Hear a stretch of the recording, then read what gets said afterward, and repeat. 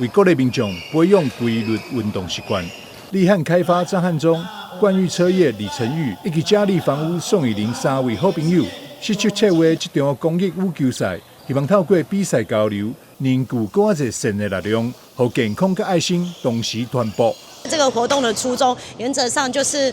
幾位的好朋友，在這個推廣運動的同時，然後也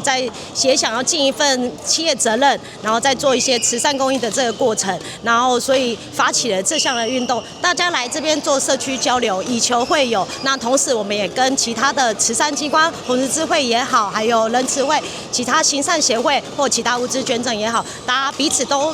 貢獻一份心力，盡一份責任。除了3間主辦企業以外，金曲歌后張秀清、歐小明救護車、台灣銀行台南科學園區分行、幸福豆漿總公司等善心企業甲人士，也攏熱情參與贊助。活動並邀請到市員李啟維、立委社農界服務處執行長童小雲、立委陳廷輝東區服務處主任卓佩瑜等貴賓共同開球，為賽事各具序幕，現場氣氛熱烈。羽球比賽這個當中一般的好朋友大家這個共同來舉辦這